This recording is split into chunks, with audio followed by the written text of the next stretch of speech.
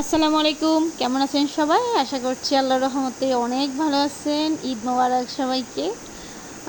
যদিও আমি অনেক লেটে মানে ঈদের ব্লগটা আপলোড দিতেছি, তার জন্য দুঃখিত। আসলে আমি অনেক ব্যস্ত ছিলাম, বাসায় গেস্ট আসছে, আমি আবার অন্য বাসায় গেছি, সব মিলায় এত দাওয়াত মেহমান মানে সব মিলায় এতদিন সময় লেগে গেছে।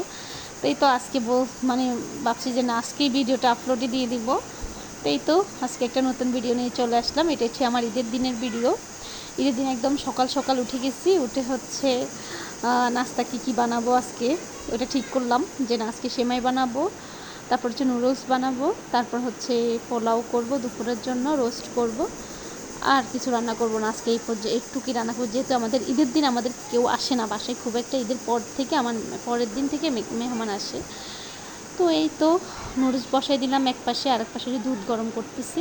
এখানে সেমাই রান্না করব। এই তো সেমাই অলমোস্ট আমার রান্না শেষ। আমি এটা নিয়ে গেছি, নুডলসও রান্না শেষ। তারপর হচ্ছে নুডলস রান্না শেষ করে এরপর রোস্ট বসাইছি, পোলাও বসাইছি। এগুলো আমার টোটাল রান্নাবান্না শেষ করে হচ্ছে আমরা একটু নাস্তা খাবো। সবাই তো সকাল থেকে উঠে রান্নাবান্না শুরু করেছি, কিছু না খাই। বাচ্চারা উঠে গেছে, পরে হচ্ছে ওদেরকে গোসল করানোর আগে হচ্ছে আমরা একটু হালকা নাস্তা করছি, একটু চা বানাইছি, আর বাচ্চাদেরকে একটু হালকা নুডলস খাওয়াইছি।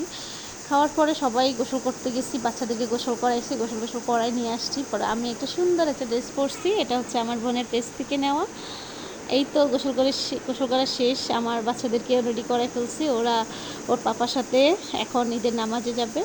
তো নামাজে যাওয়ার আগে বলছে আমাকে আমার সালামিটা আগে দিয়ে দিতে, কারণ আমিও আবার অনেকের সালামি দিতে হবে। এই তো আমার হাজব্যান্ড সালামিটা দিয়ে দিল আমাকে, বাচ্চাদেরকেও দিয়ে দিচ্ছে। পরে আমি আবার বাচ্চাদেরকে সালামি দিছি, আরও বাচ্চারা আছে বাড়িতে, ওদেরকেও সালামি দিছি।